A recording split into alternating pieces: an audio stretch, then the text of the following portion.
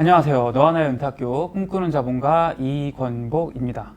여러분들 주택연금에 대해서 많은 고민을 하고 계시죠? 유튜브에서 보면은 주택연금 하면 완전 망한다, 절대 하지 마라 이런 식의 컨텐츠 엄청나고, 또 정부에서는 주택연금을 해서 노후 안정적인 생활을 해라 이런 메시지를 던지고 있는데요. 오늘은 그 주택연금을 진짜 수령하고 계시고 직접 결정하셔서 굉장히 행복한 삶을 살고 계신 이영찬 선생님을 모시고 주택연금에 대해서 한번 이야기를 나눠보려고 합니다. 선생님 소개 한번 해드릴까요? 네. 안녕하세요. 노인의 행복을 전하는 이영찬 강사입니다. 제가 젊어서 중동 아프리카에서 한 10년을 건설 현장에서 일했고요. 그리고 주식회사 만도에 재입사를 해서 IMF 때 50세에 명예퇴직을 하게 됐습니다. 그리고 한 9년 동안 강사의 길을 걷다가 59세에 미 8군 내에서 택시 운전을 시작하게 되었죠. 그게 계기가 돼서 14년 동안 택시 운전을 하다가 작년 4월, 그러니까 제가 73세에 최종 은퇴를 하게 됐습니다. 그리고 은퇴 후 주택연금 바로 가입을 하고 지금 인생 산막의 무대가 열리고 있죠. 그러면은 그 선생님께서는 지금 73세에 이제 마지막 택시기사까지 일을 마치시고 현재는 이제 직업이라고 말할 수 있는 건 안 하고 계신 거죠? 그렇습니다. 아직 정규 수입이 없습니다. 그러면 어떻게 은퇴 후에 삶을 살아가고 계신 거예요, 지금? 지금 코로나 때문에 어디 여행도 못하고 집콕하고 있는 셈이죠. 마침 집 바로 옆에 그 신갈천이라는 좋은 산책길이 있어서 와이프랑 주 3회 정도 지금 걷기 운동을 하고 있고요. 그 다음에 당구는 제가 좋아해서 한 달에 2번 정도 친구들 만나서 하루 종일 당구 치면서 또 식사도 하고 또 얘기도 나누고 그렇게 합니다. 그리고 남는 시간은 종일 유튜브를 본다고 해도 과언이 아닙니다. 말씀드렸다시피 지금 마땅히 직업이라고 해서 직장은 다니진 않으시잖아요. 그럼 한 달에 보통 생활비가 지금 얼마나 들어가고 있고, 실제 어떻게 그 소비를 충족을 시키고 계신 거예요? 아시다시피 주택연금을 들어서 한 210만 원 정도 받고 있고요. 그 다음에 이제 국민연금 받는 게 이제 먼저 한 80만 원 있었고요. 그 다음에 또 그 기초연금까지 이제 다시 받게 돼서 한 300여만 원을 지금 수입을 하고 있습니다. 그런데 제가 그 중에서 100만 원은 아예 쪼개서 지금 적금에 가입을 하고 있고요. 그 나머지를 가지고 거기에 맞춰서 생활을 합니다. 근데 코로나여서 어디 사실 다 극장도 좋아해서 자주 갔었는데 그것도 못 가고 전혀 집에 있으니까 먹는 것만 그냥 좀 맛있게 먹어요. 네. 그래서 아내가 또 쿠팡도 어디서 배워가지고 와가지고 매일 먹는 거 시켜 먹는 거예요. 네. 그래서 아마 저희 집에 그 엔겔 개수가 엄청 올라갈 것 같아요. 네. 그러면은 지금 한 300여만 원 되시는 그 수입이 있으신 건데, 네. 그 중에 주택연금이 이제 210만 원을 차지한다고 하셨으니까 상당히 많은 비중을 차지하고 있는 거잖아요. 네, 그렇죠. 근데 제가 처음에도 말씀드렸지만 이 주택연금을 많은 분들이 이제 고민을 하시지만 주택연금을 실제로 가입하시는 분들은 그렇게 주변에 생각보다 많지 않거든요. 아, 그래요? 네. 주택연금을 하기로 결정하시게 된 계기가 있으셨을까요? 저는 크게 계기라고 그럴 건 없고요. 이 코로나 때문에 그 운전을 그만두게 됐어요. 왜 그러냐면 제가 외국인 관광 택시를 했었기 때문에 인천공항에 주로 가는 일이었는데 이거 손님이 갑자기 끊어져서 어떻게 방법이 없었어요. 그래서 한두 달 쉬었죠. 그러다가 이게 정부에서 이제 특별 그 외국인 수송들 요즘 이제 들어오시는 분들이 다 위험하기 때문에 그 선별 진료소까지 이제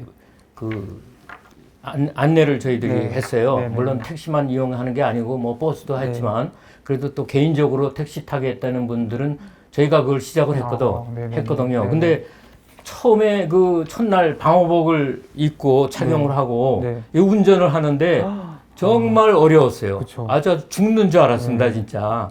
왜냐하면 이게 두 권까지 썼잖아요. 네. 밑에서 안에서 나오는 열기. 네. 그다음에 그러니까 더우니까 에어컨 틀잖아요. 그러면 막 여기서 그냥 증기가 네. 예? 그쵸. 또 김소리죠. 눈으로 돼가지고 네. 이게 흐릿한 거예요. 그러니까 인천공항에서 나와가지고 시내로 들어가는데 얼마나 그 위험한지 모르겠어요. 그래서 한 2차선에 서가지고 그냥 꼼짝한 그 길만 똑바로 해서 다행히 김포공항 가는 거라서 그래서 별 위험 탈 없이 이렇게 갔는데요. 그러고 나서 그 다음날 또 한 번 했는데 역시 안 되더라고요. 그래서 아, 이거는 나는 지금 이제 나이도 많고 이래서 이건 좀 힘들겠다 싶어가지고 이제 그만두게 된 거죠, 사실. 근데 그 당시 그 제가 아파트가 달랑 한 채뿐이었거든요. 네네. 그래서 사실 제 재산을 보면 10년 전에 네. 그 아파트가 9억, 구축 아파트였죠. 네. 그래서 한 2억 6천 정도 했었고. 네. 그리고 그 당시 제가 서울 택시를 운영했었는데 그 권리금이 네. 약 7,500만 원 정도 했어요. 네. 그래서 한 3억 4천 정도 되는데 네. 이걸 어떻게 해서 주택연금에 가입을 할까? 뭐 계산해 보니까 별로 그 당시에 별로 안 되더라고요. 네. 그래서 와이프가 그래서 야, 우리 주택연금이 70세가 되면 네. 그 집값이 한 5억이면 월 150을 받는다는데 네. 이게 우리 집값이 한 5억 정도만 되면 좋겠어요 하고 제 아내는 늘상 제 입버릇처럼 저한테 말을 했었거든요. 네.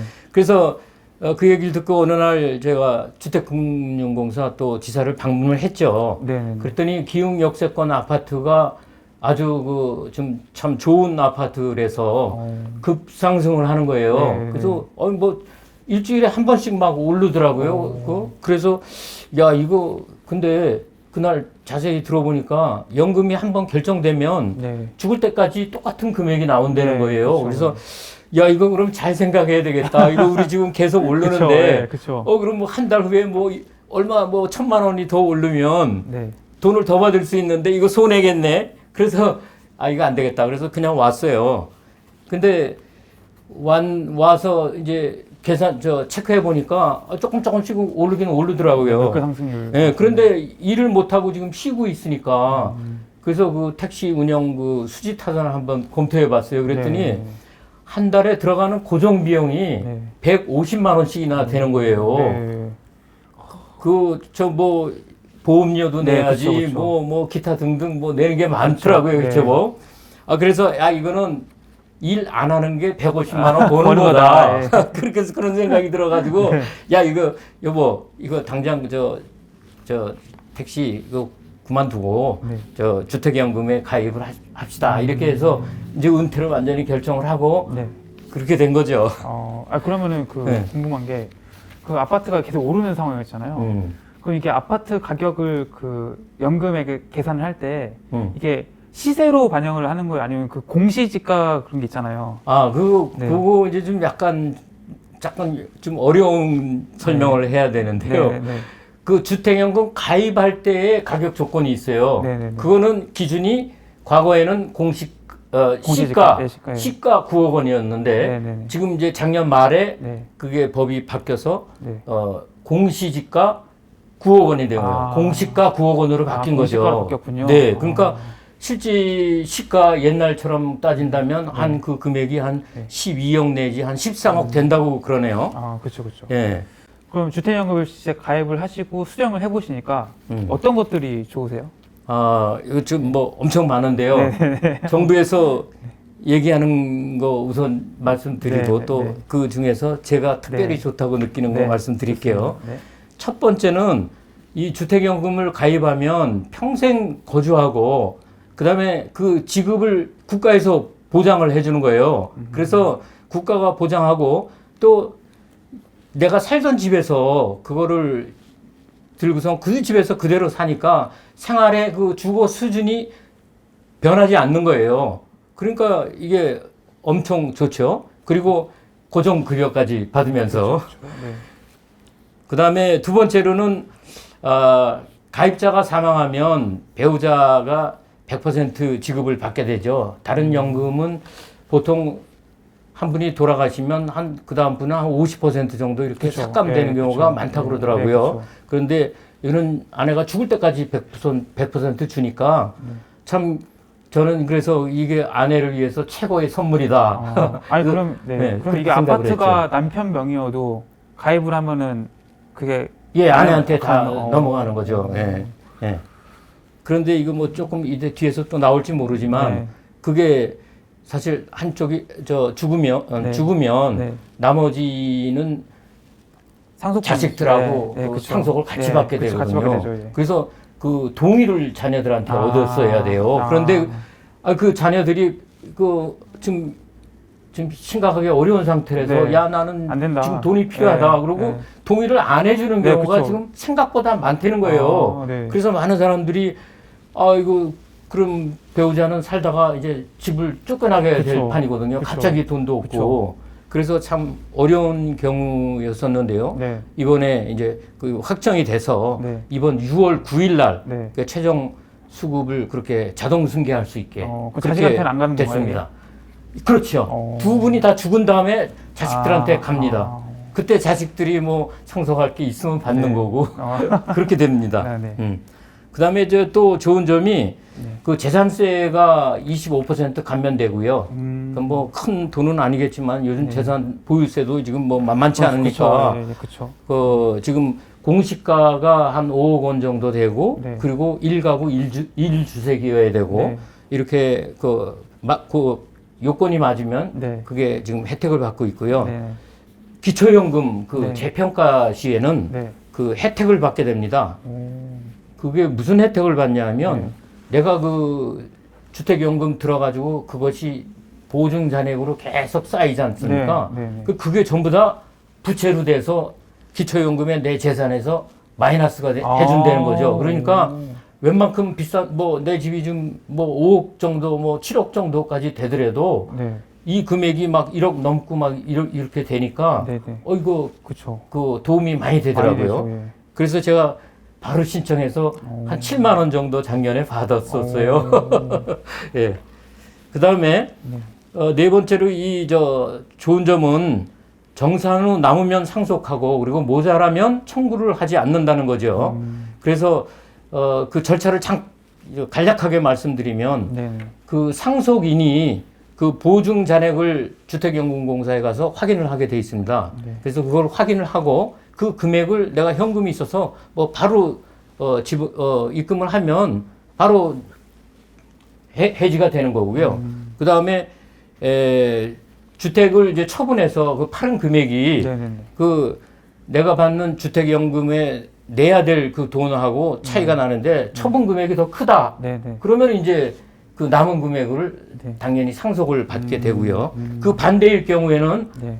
그 내가 뭐 파는 금액보다 훨씬 더 많이 받았어. 네, 네. 그래도 그럴 경우에는 그 정부에서 보증을 해줘서 청구하지 않는다는 거죠. 이게 엄청 좋은 거죠. 근데 여기에 대해서 그 반대파들은 뭐라 그러냐면 네, 네, 네. 야 상속할 게 없다. 네. 뭐 이렇게 얘기하는 사람도 있고 네. 그 다음에 또 어떤 사람들은 야 그 집을 주택공사에서 경매 넘어가서 네. 싸게 팔아가지고 네. 이거 우리한테 손해다. 네. 이렇게 말하는 사람들이 있어요. 그 뒤에서 다시 네. 자세히 이야기하겠습니다. 네, 네. 그 다음에 다섯 번째는 이사가 가능합니다. 이사. 이사가 가능합니까? 네, 그래서 저도 그 처음에 잘 네. 몰랐었거든요. 네. 근데 그 설명 받을 때 보니까 엄청 그 이사하는 게 여러 가지 조건들이 많이 있더라고요.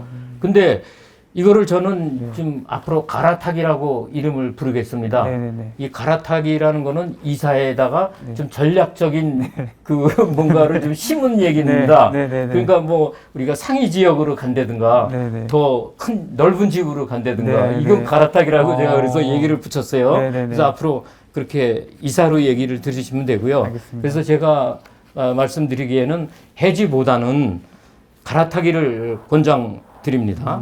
그다음에 여섯 번째 저 이번에 그 6월 9일 날 이제 시작되는 건데요. 네. 바로 그 신탁 방식으로 전월세가 시행이 됩니다. 오. 그래서 여태까지는 내가 그 주택연금 받아가지고 딱 큰 집에 둘만 사는데 네. 그 나머지 좀 빈 방 하나 정도는 세금을 전세 월세를 주면 좀 네. 좋지 않겠는가. 그래서 그거 물어봤더니 네.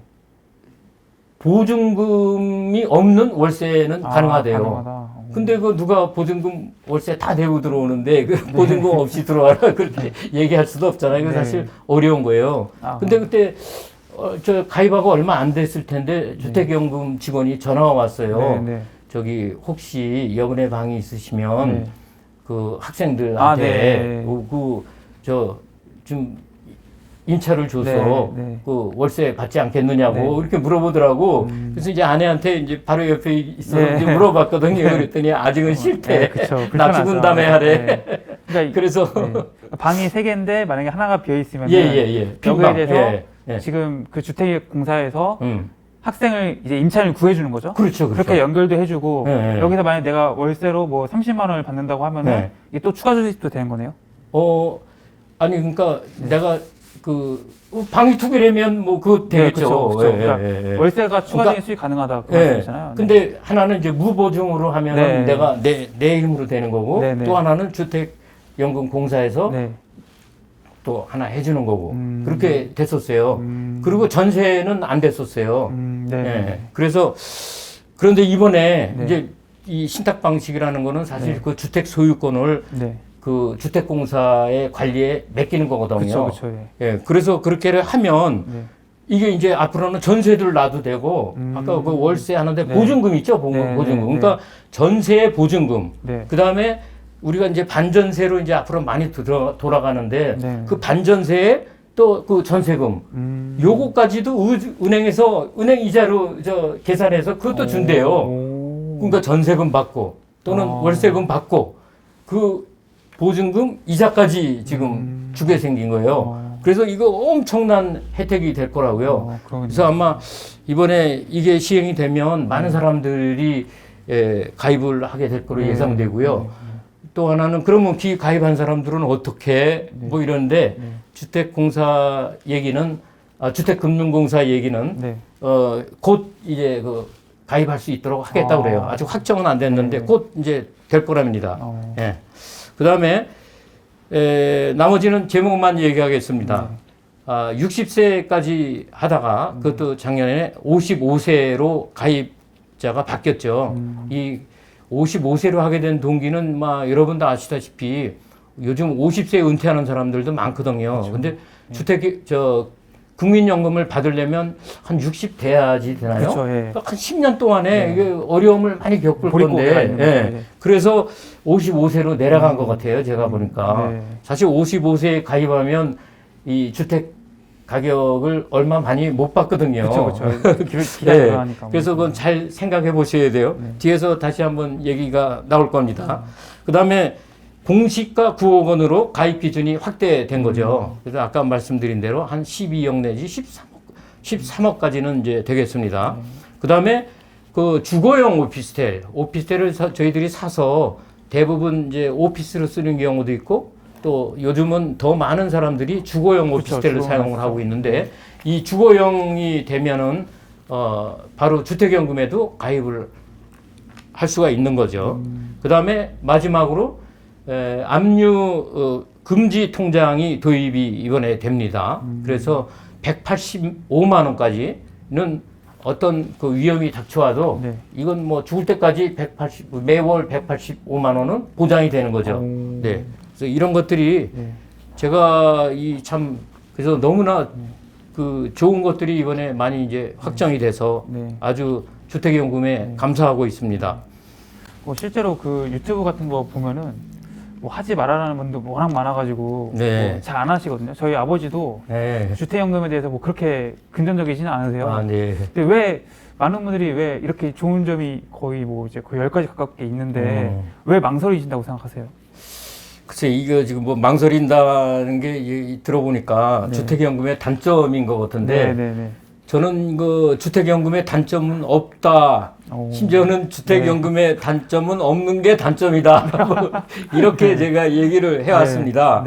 그렇게 된 이유는 사실 모든 어려움에는 해결 방안이 존재를 하는 거거든요. 그쵸. 2007년에 주택연금이 시작된 이래 이러한 그 단점들이 하나씩 개선이 돼서 이번에 제가 조금 아까 말씀드린 대로 장점이 아주 너무너무 좋아졌어요. 그러게요. 네. 그 한 달에 저 학생들 월세금을 받으면 그걸로 그쵸. 관리비도 낼 수 네, 있고 그쵸, 말이죠. 그쵸, 예. 사실 저희들이 어디서 돈을 벌겠습니까? 이제 은퇴 후에. 그래서 그 참 도움이 굉장히 많이 될 거라고 생각을 합니다.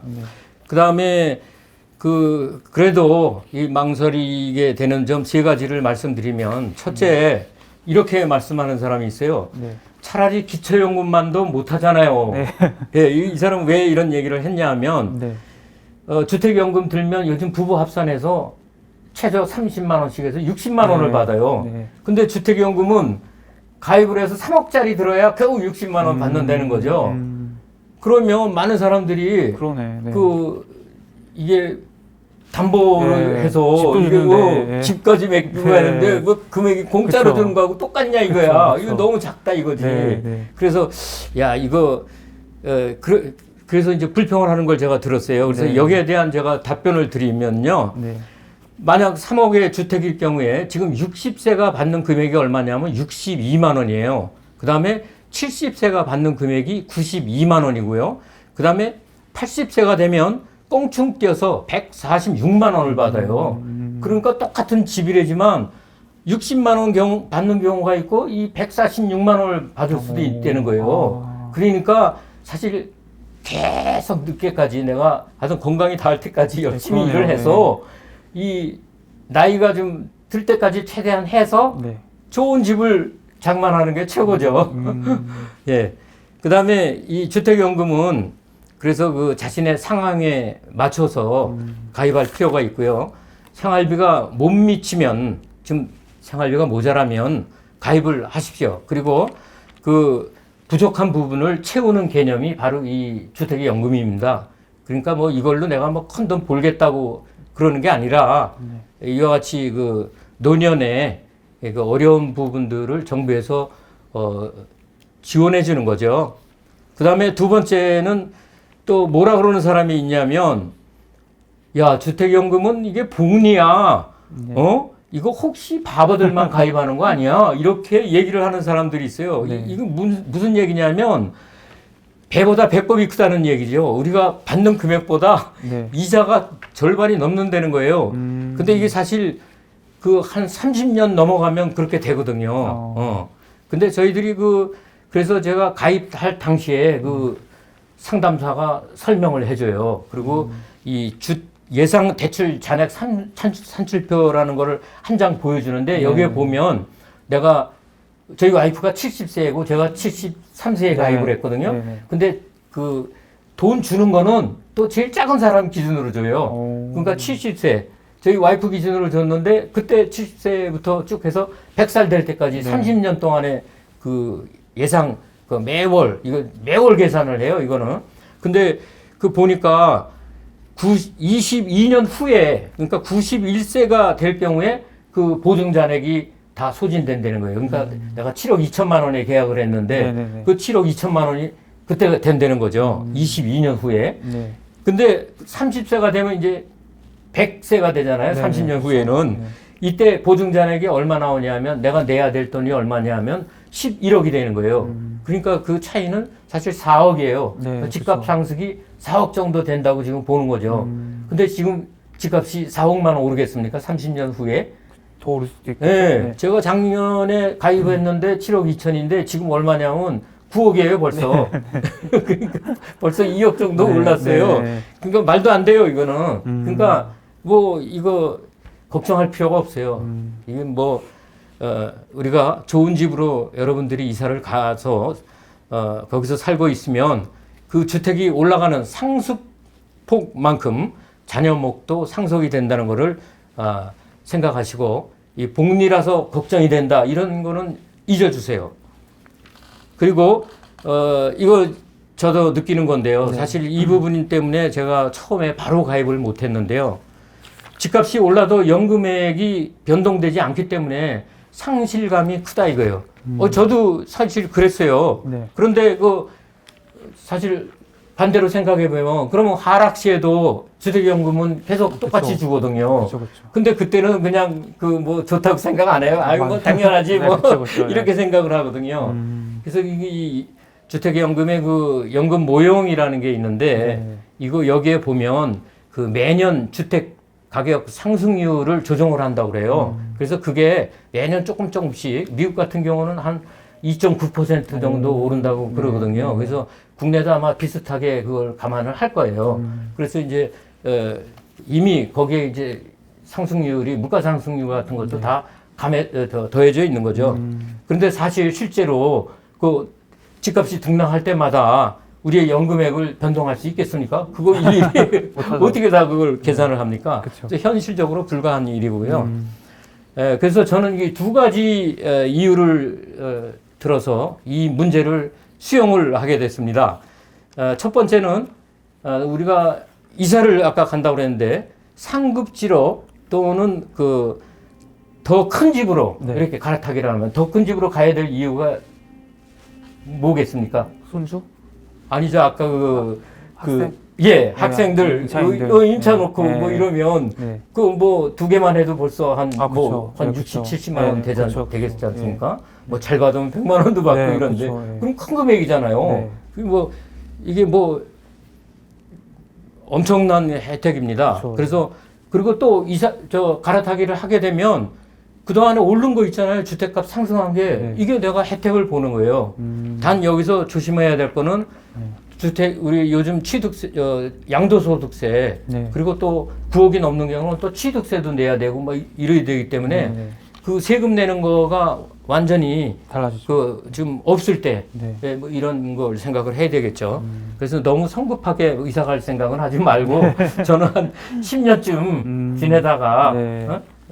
그다음 두 번째 이유는 이 상승 그 금액은 전부 다 자녀목이 된다는 거죠. 그래서 주택연금을 해지하기보다는 오히려 갈아타기를 하십시오. 그리고 이 갈아타기 하고 나서 그 오르는 만큼 다 자녀 몫이 되니까 이 자녀 몫이 된다는 거에 좀 초점을 맞추게 되면 우리가 그 마음이 편해지고 또 이제 그 주택 가격으로부터 완전 자유해질 수가 있는 거죠. 그래서 이게 참 중요합니다. 갈아타기와 그 다음에 상승 금액이 자녀 몫이 된다는 거. 이 두 가지로 해서 이제 앞으로 저는 주택 그 가격이 오르든 내리든 이제 생각하지 않고 지내기를 했어요. 그 갈아타기라는 개념을 한 번 더 쉽게 설명해 주면 좋을 것 같아요. 이사를 갈아타기라고 하는데, 네. 그 보통 이사하면 우리가 그냥, 이사한다. 그럼 네. 물론 뭐 더 좋은 집으로 가겠죠. 네. 그 다음에 또 작은 집으로 이사 갈 수도 있어요. 네. 뭐, 지금 예를 들어서 뭐, 많은 분들이, 네. 그럼 뭐 주택연금에 가입하냐. 네, 그쵸. 좀 조금 줄여서 팔고, 그래서 그 파는 금액으로 주택연금 들고, 그 나머지 금액 가지고, 그 전세를 하나 네, 들고, 네. 이러면은 자기 집이 손실되지 않고, 네. 할 수 있는 거 아니냐, 이렇게 생각하시는 분들이 많은데요. 네. 사실 쉬운 얘기가 아닙니다. 지금 뭐, 1가구 1주택 아니면은 뭐 참 어렵고요, 또. 네, 그러니까 보통 이제 이런 고민인 거잖아요. 만약에 10억이 있으신 분이 있다면, 뭐 9억이라 하겠습니다. 9억 네네. 기준이니까. 있으면은 많은 분들이 이제 어떻게 생각하시냐면은 9억짜리 집을 팔아서 내가 뭐 한 4억 정도를 실거주할 집을 하나 사고 뭐 한 5억 정도를 오피스텔 사가지고 여기서 월세를 받으면은 이게 이제 주택임금보다 나은 거 아니냐라고 그렇죠, 이제 생각할 수 있잖아요. 이 갈아타기라는 거는 내가 일단 주택연금을 하나 가입을 하는 거 아니겠습니까? 갈아타기는 네. 제가 아까 갈아타기 하는데 그 얘기를 안 했네. 주택연금에서 이사할 때는 네. 우리가 초기 보증료라는 개념이 있거든요. 주택연금에는. 근데 그거를 새로 안 내요. 안 내요? 네. 그러니까 이사 가서 새 집에 가도 네. 거기에 이사 간 집에는 지금 받던 거가 그대로 가는 거예요. 주택연금. 단 가격 차이만 조정을 하면 되죠. 만약에 그러면 상급지로 가서 뭐 원래 7억짜리 상태에서 가입을 했는데 5년 뒤에 갈아타기를 해가지고 9억짜리 가면은 그렇죠. 그럼 내가 따로 보증료를 하나도 안 내고 9억에 아니야, 9억에 맞는 보증료만 그 차액만 더 지불을 하면 연금도 더 받아요, 그 대신 또. 그러니까 7억에 대한 그 보증료는 네, 환불 안 해도 되고. 그러니까 해지할 필요가 없어요. 갈아타기 하면 되는 거죠. 그죠? 그러네요. 그래서 많은 사람들이 네. 해지 안 되는데 저도 처음에는 몰라서 네. 그럼 해지하면 다 얼마 되지 하고 다 계산도 해봤어요. 네, 네, 근데 네. 실제로 계산해 보니까 이거 뭐 이사 비용에다가 뭐 주택 중개사 수수료도 내야 되죠. 그다음 뭐 그렇죠. 이사 가는 비용 네, 들어가죠. 그다음에 또 취등록세, 세금 만약 이게 네. 취등록세 계산하면 이게 뭐 갈 수가 없어요. 갈 수가 없죠. 그래도 저는 한 3억 정도 오른다 그러면 그럼 뭐 한번 고려해 볼 만은 하겠습니다.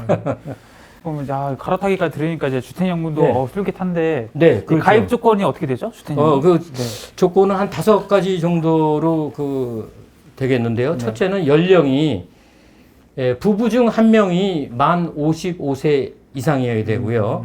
그다음에 가입 대상이 있습니다. 이거는 부부 중 한 명이 우리 대한민국 사람이면 되는 거고요. 그러니까 쉽게 얘기해서 외국인 한 명은 괜찮은 거예요. 네. 근데 외국인 2명이 가진 부부이다. 즉 다른 나라 사람들은 안 되는 된다. 거죠. 네. 그다음에 가입 금액이 공시가격 9억 원 이하죠. 옛날 공시가 네. 시가 9억에서 공시가 네, 9억으로 공시가 바뀌었죠.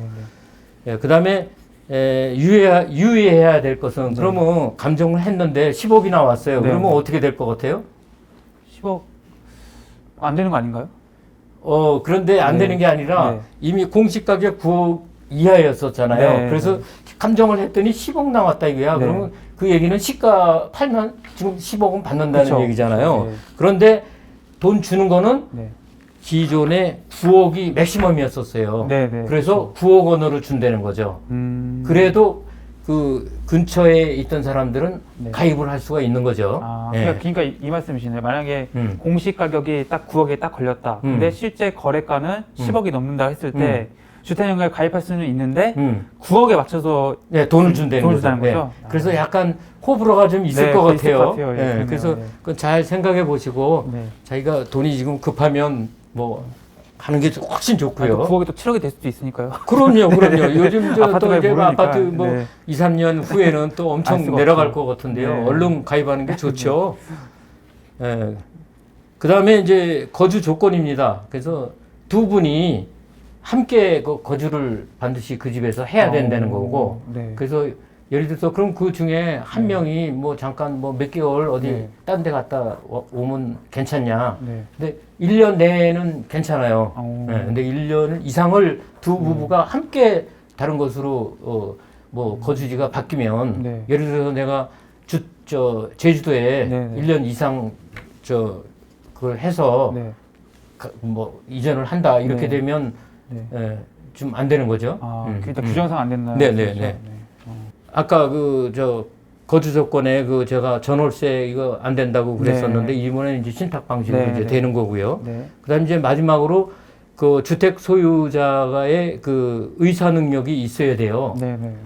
예를 들어서 치매가 걸려서 뭐 사인하는 거 네. 들으면 뭔 얘기하는지 모르면 이거 안 되는 거죠. 그쵸, 왜 그쵸. 그러냐면 주택 소유권을 넘기는 네, 일이 그쵸. 생기기 네. 때문에 네. 이걸 다 인지를 하고 그쵸. 우리가 서명 날인을 해야 되기 때문에 네.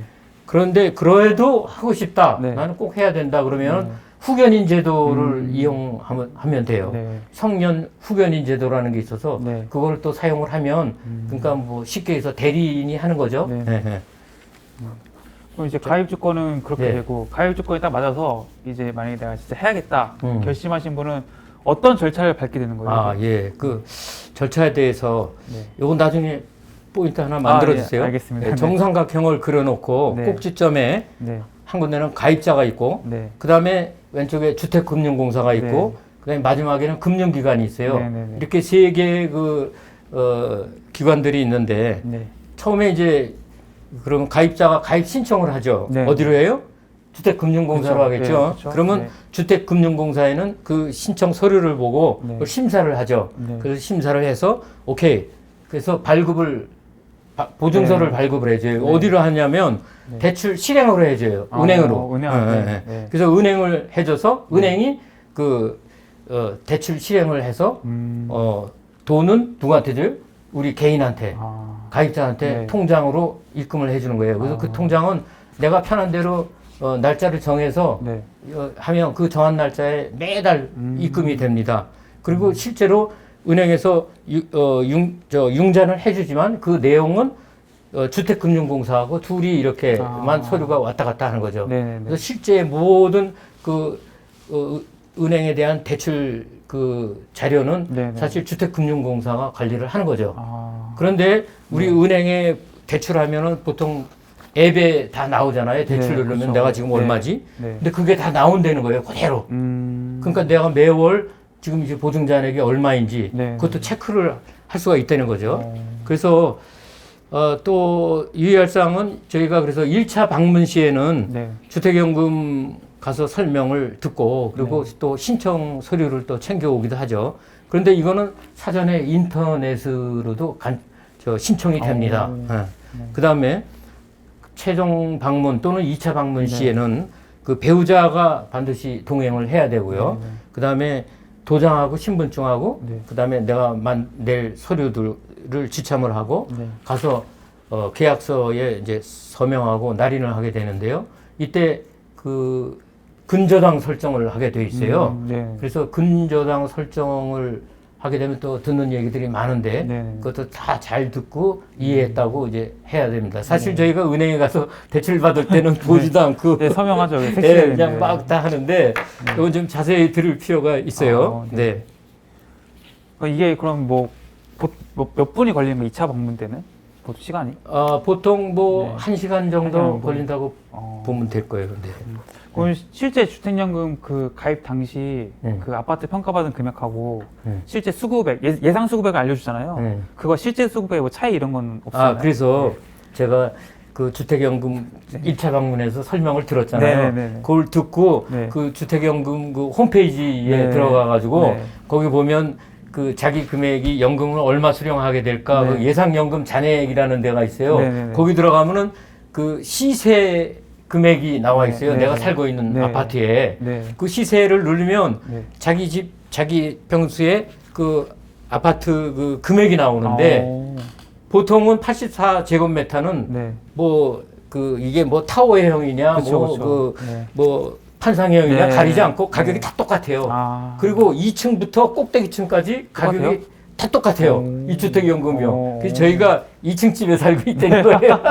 그래서 굉장히 싸게 네, 그러네요. 분양을 받았거든요. 네, 네. 근데 저 꼭대기층하고 네. 한 5천만 원 이상 차이가 나요. 근데 그쵸. 주택연금은 똑같아요. 오. 그러니까 내가 집을 사실 사가지고 주택연금 네. 가입할 생각이 있으신 분들은 2층 이층, 집을 네. 사는 게 아주 가성비가 좋습니다. 그러네요. 예. 네.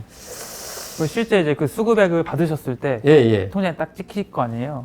예. 그때 뭔가 생각이나 느낌은 어떠셨어요? 그랬어요. 네. 이거 좀 아내가 느낀 걸 먼저 네. 말씀드릴게. 네. 아내는 아주 매월 고정급을 받으니까 네. 그 금액이 뭐 많은지 작지는 생각 안 해도 아주 네. 참 마음이 풍족해진다고 그래요. 그쵸. 마음이 편안해지고 그 받는 금액이 풍족하지는 않지만 날짜가 딱 들어오니까. 네, 마음이 편해요. 네. 이렇게 저한테 얘기를 하더라고요. 네. 그래서 내가 어떻게 생각을 하냐면 네. 야 이건 뭐 진짜 내가 죽어도 이건 나는 또 이게 아내가 끝까지 또 돈을 받을 수 있게끔 이렇게 주택연금에 가입해 줬으니까 이게 주택연금은 아내를 위한 최고의 선물이다. 그러네요. 이렇게 진짜. 지금 네, 얘기를 그쵸. 하고 다닙니다. 네, 그쵸, 네. 그쵸. 네. 아내가 저 죽을 때까지. 예, 있으니까. 그렇죠. 네. 선생님은 어떠셨어요? 저는 네. 저는 이게 뭐 저도 같죠. 그 아내가 기뻐하고 네. 엄청 좋아하더라고요. 궁금한 게 네. 그 금액은 누구 통장으로 들어오니까? 네. 제 통장으로 해죠. 그래서 들어오면 그대로 아내 통장으로 다시 또 제가 이체해 주시는 넣어줬습니다. 거예요? 이게 혹시 증여세하고 관계가 있나요? 크게 관계 없을 것 같습니다. 네. 근데 가입자들이 항상 망설이는 이유가 말씀하셨다시피 네. 이 집값 상승이 되는데 집값의 상승 속도가 이제 훨씬 빠르지 않냐. 그래서 많이들 이제 이걸 하면 손해고 손해니까 정부가 다 계산을 해가지고 이걸 자꾸 권유하는 거다. 자기들은 다 계산 끝나니까 물가 상승률 계산해 보니까 이게 주택연금을 줘도 정부 입장에 남는 거네. 이렇게 좀 생각하시는 분들도 있거든요. 어떠세요? 근데 이거 제가 뒤에서 말씀드리려고 그랬는데 네, 네. 사실 이게 주택연금의 그 설계 모형이 있어요. 네, 네, 네. 그 모형을 보면 네. 그 가입하는 사람의 그 보증료라든가 네. 그 이자 네. 그 모든 합이 뭐하고 같으냐면 네. 혜택 받는 사람의 주택연금 가입자의 혜택이다 이거죠. 가입자의 부담이 네.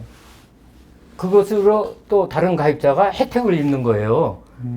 그게 무슨 얘기냐면 네. 좀 이해 가십니까? 아니, 다른 가입자가 왜 혜택을 보죠? 그게? 아니 그러니까 네. 나는 뭐 많이 내고 초기 네. 비용도 뭐 크고 그쵸. 뭐 네. 집값이 올라도 더 많이도 안 네. 주고 그러는데 네.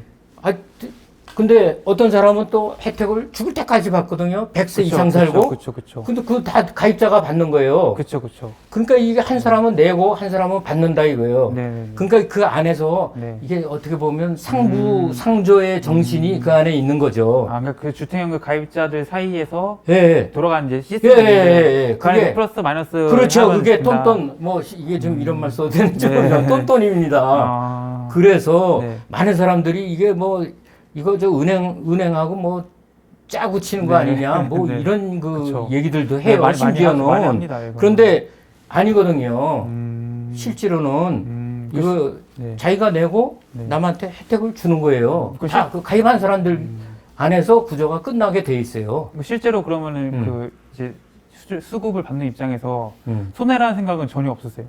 지금 사실은 아 저요. 거의 3년 동안 말 그대로 급등을 했잖아요, 아파트. 아, 값이. 근데 내가 아까 맨 처음에 말했잖아요. 네. 상실감은 저도 네. 있었어요. 네. 그런데 네. 이제 한 1년 동안에 이거 주택연금을 계속 그 유튜브로 네. 방송을 하다 보니까 그 네. 내용을 깊이 들어가야 네. 되잖아요. 그래서 그렇죠, 예. 알아보니까 이렇게 네. 뭐 좋은 점들이 엄청 많은 거예요. 그렇죠, 그래서 그렇죠. 아니, 저는 뭐 지금 이거 엄청 이건 주택연금이 좋은 거다. 어. 그리고 절대 손해가 아니고 네. 주택연금은 이 비즈니스로 하는 게 아니에요. 상부 상조예요. 가입하는 사람이 네. 부담한 걸로 네. 또 다른 가입자가 혜택을 받는 거다. 아. 이렇게 생각을 하시면 네. 이게 주택연금이 이게 참 저는 그 단점이 없다니까요. 이 주택이라는 게 우리나라에서는 사실은 이제 부모님들이 예. 자식한테 물려주는 경향이 좀 있어가지고 예. 이 주택연금을 가입할 때 단순히 그 당사자인 부모님들끼리 상의하는 게 아니고 네. 자식들한테도 이제 같이 논의를 하거나 그렇죠. 결정에 상의를 하게 되잖아요. 예, 그래서 그때 이제 가족 구성원분들의 반응은 아, 어떠셨어요? 예. 그래서 사실 모든 일에는 사실 그 소통이 좀 필요한데 네, 그쵸. 그 단독적으로 하다가 나중에 문제가 되면 그 심각해지는 게 네, 그건데 네. 그래서 저희도 애들 딸이 제가 둘이거든요. 네, 네, 근데 네. 이제 사위들 다 해가지고 네. 다 불렀어요. 모아놓고 네. 이제 네. 얘기를 했죠. 그래서 아빠가 이번에 그 주택연금 가입하려고 그러는데 네. 어떠냐 그랬더니 네. 아니 사실 얘네들이 내가 그 택시 운전을 할 때는 다 반대했거든요. 아이고 위험한데 그거 왜 하냐. 네. 그랬는데 의외로 네. 다 이 주택연금은 네. 다 오. 뭐 찬성을 하는 거예요. 네. 그 가만 생각해 보니까 애들이 다 잘 살고 있어요. 아. 주택을 이미 장만을 네. 했어요. 다 딸들 뭐 참 어렵게 네. 그렇지만 네. 다 그래도 좋은 사이들 만나서 네. 우리 큰 딸은 지금 간호사인데 네. 그 신영통에 살고 있고 네. 그다음에 우리 작은 딸은 이 판교에 살고 네. 있고요. 네. 저희는 지금 기흥역에 살고 네. 있어요. 그래서 그냥 뭐 왔다 갔다 해요. 그냥 네. 쉽게 그러면서 애들 봐주고 지금도 그러고 있죠. 적극적으로 이제 지지를 얻으셨네요. 네, 그럼요. 네. 요즘에 진짜 뭐 한 3년, 5년 사이에 아파트 값이 정말 급등했잖아요. 네네. 그거 막 이거 손해인 거 아무리 생각해도 손해일 것 같아. 이거 무조건 손해다라고 생각하시는 분 많을 텐데 그분들께 혹시 해주시고 말씀 있으신가요? 근데 저는 이거 각자 생각하기 나름이라고 생각을 합니다.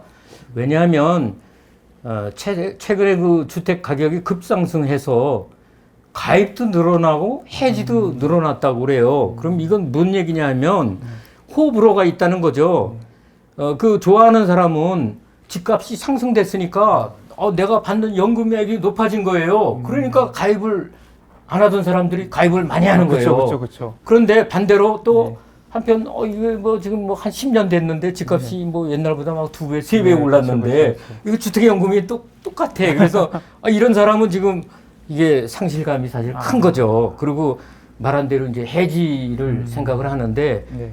제가 보기에는 아까 수차 얘기했지만 해지할 필요가 없고 네. 예, 갈아타기를 하시면 되는 거죠. 그러니까 이게 네. 가입을 하시는 분들은 음. 야 이거 이제 부동산 고점 왔다 네, 해서 네. 가입을 하시는 거고 해지하시는 분은 예. 야, 10년 전에 내가 이때 가입을 해놨는데 네. 지금 막 뭐 2배 올랐네. 예. 야, 해지하겠다 이렇게 해지를 하는 네. 거군요. 그렇죠. 네. 그래서 그 참 누구라도 주택 그 가격이 피크일 때는 알 수가 없는 거죠. 그렇죠. 우리가 주택 매매할 때 보면 무릎에 사서 네, 어깨에 어깨 팔라 팔라. 그러죠. 네. 이거 주택연금도 한 어깨일 때 파는 게, 가입하는 게 네. 좋을 것 같아요. 네. 근데 이게 왜 그러냐면,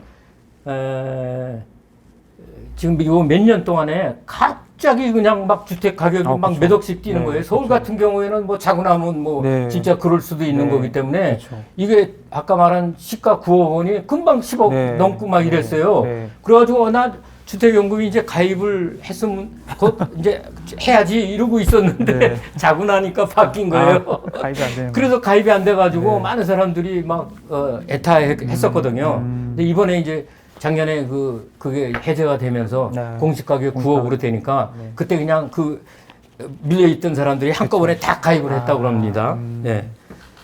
그래서 사실 부정적인 생각이 많아지면 그 장점이 다 사라져요. 이 장점 얼마나 좋습니까? 네. 근데 이 부정적인 감정이 나한테 들어오면 장점이 안 보이는 거예요. 그러니까 가입도 안 하게 되고 기피를 하고 그쵸, 그다음에 그쵸. 해지도 막 하게 되고 그쵸, 지금 그쵸. 이런 현상이 일어나는 건데 아까도 얘기했지만 3억 정도가 오른다면 네. 그때 한번 해지를 검토를 해보십시오. 어. 물론 시뮬레이션 다 해봐야 돼요. 네, 그쵸, 네네. 그리고 저희가 많은 사람들이 이렇게 알고 있죠. 주택연금 가입해서 해지를 하면 3년 후에나 다시 가입할 수 있다고 이렇게 듣는데 네, 네. 그 앞에는 뭐가 수식어가 하나 빠졌어요. 네. 동일 주택으로. 아. 그러니까 내가 살고 있는 집에서 아. 내가 해지할 때는 아. 그게 맞는 얘기예요. 3년 후에나 가입해야 네. 돼요. 그런데 아까 말했듯이 이사 가는 거예요. 갈아타기는 되는 거예요. 그러면은 큰 집으로 가면 조금 그 차이만 그쵸, 그쵸. 거기에 대한 조정만 하면 되는 거예요. 그리고 담보 설정액만 조금 높이고 그리고 좀 작은 집으로 오히려 이사를 가게 되면 네. 그 차익만큼 더 많은 차익만큼 내가 갖게 되는 거죠. 예. 그래서 갈아타기가 진짜 네. 좋은 것 같아요. 굉장히 네. 좋은 겁니다. 네. 예. 근데 저도 사실 몰랐었어요. 네. 그거를. 이거 뭐 해지하고 이거 그러니까요. 하는 게 더 네. 좋은 거 아니야? 네. 그런데 이거 또 갈아타기 이사하라고 그러면 자꾸 생각이 안 네, 나는데 내가 그렇죠. 갈아타기 하다 네. 보니까 네. 이거 갈아타기는 이거 좀 전략적으로 할 네, 필요가 그러니까, 있다. 네, 그게 정말 그래서 좋은 것 내가 같습니다, 좀 아까 55세에 가입한 사람이 네. 너무 작은 거예요. 네. 3억짜리를 아까 60만 원, 60세에 60만 원인데 네. 그렇죠. 거기는 15만 원 곱하면 얼마예요? 3억짜리 집은 45만 원이네. 45만 원 받아. 그럼 45만 원 받고 주택연금 가입해가지고 뭐 하겠어요? 그렇죠. 안 되죠. 그러니까 이게 좀 어떻게 보면 참 굉장히 힘들겠어요인데 그래도 그 45만 원이 도움이 된다면 일단은 주택연금 들고 보는 거예요. 그리고 나는 계속해서 일을 그때 또 해야죠. 젊은 사람이니까 당연히. 네, 그쵸, 그쵸. 그래서 뭐 저처럼 한 70대가 될 때까지 네. 열심히 해가지고 계속 갈아타기를 계속 하는 거예요. 네. 그러면 갈아타기 할 때마다 내 연령이 10년 후에 내가 또 갈아탔잖아요. 네. 그럼 내 나이가 10년 더 됐잖아요. 네. 그럼 갈아타기 그때 하면 그만큼 그쵸, 득이 되는 거예요. 네, 더 그쵸. 받는 거니까. 그쵸. 그래서 여러 가지 혜택이 많아요. 네. 거의 현재 200만 원 정도 이제 수령하시면서 음. 주택연금에 대한 가족분들의 생각이나 뭐 이런 거 혹시 있을까요? 저희 아내가 아까 제일 좋아한다고 말했죠. 네, 네, 네, 네. 사실 저희 와이프는 전업주부예요. 아주 전형적인 네. 전업주부라서 네, 네. 사실 결혼하기 전에는 병원 간호사 역할을 했었거든요. 네, 근데 네, 네. 전혀 안 해요. 그냥 네. 애들 봐주는 게 최고의 기쁨이라는 거예요. 그런데 제가 10여 년 사실 해외 나갔을 때 제 둘째 딸이 네. 해외 나간 다음에 열흘 후에 아기를 낳았어요. 네. 그래서 참 우리 참 서운한 것도 많죠. 저한테 네. 서운하게 느끼는 건도. 네. 그런데도 지금도 수시로 밑반찬해서 오. 애들 집에 갖다 주고 양쪽에서 하나는 간호사고 또 하나는 또 뭐 강사 역할도 하고 네, 그래서 네. 집을 빌 때는 애들 또 가서 계속 봐주고 그래서 와이프가 그런 걸 참 좋아해요. 네. 그리고 손주들이 이제 저희 집이 그 기흥역이라서 에버랜드 가는 그 뭐라지 그 기흥 라인, 예. 에버라인. 예, 에버라인 종점이에요. 네, 그래서 예. 여기 다 들려요. 그냥 우리 어. 그러면 애들이 오면은 할머니가 이제 용돈 그쵸, 주죠. 그쵸, 그쵸. 그다음에 친구들 데리고 오면 또 맛있는 거 사주죠. 네, 네. 예. 그래서 뭐 애들도 참 좋아하고 그러네요, 그러네요. 그다음에 큰 애네 뭐 보니까 텔레비도 뭐 좀 옛날 거 작은 거 썼었는데 뭐 네. 지금 간당간당한데네요. 그래가지고 그래?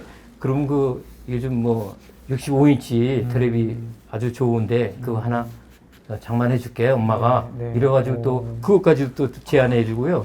아주 그 연금 뭐 지금 한 300만 원 정도 받지만 네. 그걸 다 계획적으로 다 이거 하니까 네. 돈도 쓱 쓰죠. 100만 원씩 네, 적금한다고 네, 그랬잖아요. 적금할 예. 거, 네. 그러니까 이런 일들을 할 수가 있으니까 너무 기쁜 거예요. 진짜 굉장히 예, 예. 평온한 삶을 되게 네네네. 삶을 사시겠네요. 그럼 진짜 지금까지 주택연금을 뭐 한 것을 후회한다거나 전혀 해지하고 싶은 없습니다. 없으실 것 전혀 같아요. 없습니다. 그쵸, 나는 네. 이게 너무나 만족해서 네. 이거 진짜 우리 가정 만세다 하고 싶네요. 정말 그런 것 같습니다. 사실 이렇게 된 거는 제가 2015년에 그 힐스테이트 기흥 아파트를 네. 계약하게 된 거예요. 그렇죠. 사실 그때 그 계약한 게 여러 그 네. 우여곡절이 있는데 네. 요 우여곡절을 알고 싶으신 분들은 제 그 홈페이지 제 그 유튜브 채널에 들어오시면 볼 수 있어요. 채널명이 뭐죠? 저 주택연금 왕입니다. 네. 네. 주택연금원 가시면은 이제 그 기흥 아파트를 이제 네, 계약하게 된 그런 네. 비하인드 스토리가 있습니다. 그럼 이제 주택연금을 실제 이제 수급하고 있는 그 혜택을 누리고 계신 입장에서 이런 분들한테는 정말 내가 주택연금을 강력 추천하고 싶다. 뭐 이런 분들 있을까요? 예. 그 사실 주택연금의 정의를 다시 한번 살펴보면요. 그 소득이 부족한 어르신들이 평생 또는 그 일정 기간 동안에 안정적 수입을 위해서 그 집을 담보로 맡기고 자기 집에 살면서 그리고 매달 국가가 보증하는 그런 연금을 받는 제도입니다. 네. 그래서 사실 기본이 뭐냐면 은퇴 후 그 수입이 어려운 분들에게 이게 해당이 되는 거죠. 네. 예. 그래서 제가 그 추천드리는 거는 첫째 갑자기 생활이 어려워진 분들 그리고 이분들이 이제 생활을 해서 회복이 되면 그때 한 10년 후쯤 갈아타기를 하시면 되는 겁니다. 그 다음에 두 번째는 저희 그 주택연금 공사의 자료인데요. 평균 가입자 연령이 지금 72세라고 합니다. 네. 그래서 이게 같은 집이라도 그 연령이 아까 높을수록 그리고 그 수급액도 높아진다고 그랬죠. 그래서 제가 추천하기는 70대가 될 때까지는 최대한 진짜 일을 해서 좋은 집을 장만한 후에 가입을 할 것을 추천드립니다. 이게 지금 그 가입 그 연령대를 보면 70대가 48%가 가입을 하고 있고요. 60대가 34%입니다. 그러니까 아까 사실 뭐 55세, 60세가 가입한다는 거는 우리 저 평균 가입 연령을 보면 굉장히 이른 거죠. 그럼에도 불구하고 만약 어려우면 내 생활이 지금 어려우면 당장 돈이 급한데 그거를 받으면 그 이제 회복이 될 경우에 나중에 갈아타기 하면 돼요. 어차피 갈아타기는 할 거 아닙니까 누구나. 그러니까 상관이 없어요. 필요하시면 받는 거예요. 이거 안 하겠다는 사람은 배부른 사람이죠, 사실. 네. 그래서 특히 그 자녀가 만약 자가 주택을 소유해서 이거 증명할 이런 집이 아니라면 진짜 가입을 해서 마음껏 그 돈을 좀 자유롭게 좀 썼으면 합니다. 우리 사실 어른들이 뭐 제가 지금도 적금을 100만 원씩 든다고 그러는데 많은 어른들이 그렇거든요. 근데 좀 마음껏 썼으면 좋겠어요, 정말. 뭐 진짜 기부도 좀 하고. 그 경험적으로 보셨을 때 특히 이제 평균 나이가 73세인 이유를 혹시 개인적인 경험상이나 뭐 심리적인 그런 거나 왜 73세라는 그런 답이 있으실까요? 예. 근데 저도 위험스럽지 않게 네, 73세가 그러니까 됐거든요. 여쭤보고 싶은 거예요. 이게 55세부터 가입 근데 가능한데 그게 네. 이유가 있어요. 네. 제가 언제부터인가 네. 최근 몇 년에는 은퇴하기 전에 네. 그 운전을 하면서 네. 사실 그 잦은 사고 그 징조가 있었어요. 네, 네. 접촉을 하는 거예요. 네. 살짝 스치는 거예요. 네. 뭐 이렇게 부딪힌 게 아니고 네, 네. 뭐 주차했다가 네. 나갈 때 살짝 살짝 긁힌다거나. 긁히고, 예, 예. 그다음에 앞에 저 빨간불에서 서 있는데 네. 갑자기 이게 밟았던 게 이게 나도 모르게 풀려서 풀려가지고 네. 살짝 앞에 가서 네, 네. 제 반발을 박는다든가. 네, 네. 이것도 다 몇십만 원씩 달라 그래요. 그래서 그렇죠. 참 그래서 이게 야 이거 이제 이게 은퇴할 때가 됐나 보다 그런 생각은 사실 하고 있었어요. 그런 거 보니까 그 연령대가 되면 이 신체적인 육체적으로 변화가 예, 예. 그래서 제가 아직 뭐 옛날부터 그랬지만 네. 한 10살은 좀 젊게 보이더라고요. 모든 사람들이. 근데 네. 이제 저도 이제 슬슬 좀 늙어가나 봐요. 진짜. 제 주택연금에 대해서 굉장히 좋은 말씀 많이 네. 해주셨는데 네. 이거 딱 이 영상 보고서 나 제 주택연금 해야겠다 네, 라고 이제. 했다가도 또 이제 주택연금에 대해서 굉장히 안 좋게 얘기하는 영상들 많잖아요. 그렇죠. 그런 것도 보시면은 또 이제 또 네. 획가닥 또 생각이 바뀌셔가지고 네. 역시 안 돼 이렇게 네. 사실 많거든요. 사실 그럼 그- 부정적인 예, 영상에 예. 대해서 어떻게 생각하세요? 사실 그 부정된 영상을 보고 좀 막 속으로 좀 우라가 터졌는데요. 네. 이거 보면 사람들이 사실 그 제목만 보고도 그쵸. 막 그냥 불안감을 느끼거든요. 그쵸, 맞아요. 예. 근데 그 대부분 과장이 돼 있어요.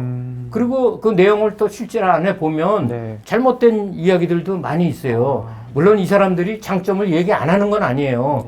근데 제가 보기에는 단점을 너무 부각시키는 자기가 단점이라고 생각하는 거죠. 그걸 너무 부각을 시키는 거예요. 그러니까 일반 사람들은 선의의 피해를 입는다는 거죠. 그래서 한번 그 부정적 사례를 한번 들어볼까요? 네. 제가 이걸 보고 참 이 사람 대단한 사람이네 그렇게 느꼈는데요. 네, 네. 제목이 뭐냐면 네. 주택연금 잘못 가입했다간 집만 한 채 날립니다. 이게 제목이에요, 이게. 그래서 이거 뭐 나도 이걸 보고 아주 공포감을 느꼈는데요. 네, 네, 네. 이게 뭐야? 네. 그 사람들이 주택연금에 대해서 안 그래도 좀 싫어하는 그쵸. 사람들이 많은데 이거 보게 되면 네. 이게 절대로 가입할 마음이 안 생기는 거예요. 그래서 이런 모든 진실, 우리가 잘못 알고 있는 오해, 네. 이런 것들이 사실 그 주택연금 홈페이지에 들어가면 아주 자세하게 다 나와 있어요. 그래서 그 검색을 해서 한번 보시기를 추천드립니다.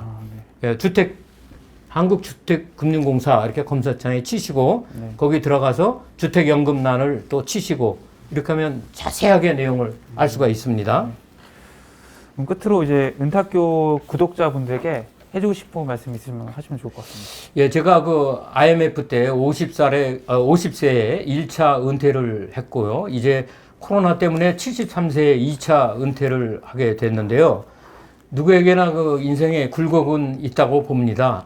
그래서 이 시련의 시기를 극복하고 나면 아마 더 큰 기쁨이 우리가 그 큰 기쁨의 시간들을 누릴 수 있을 거예요.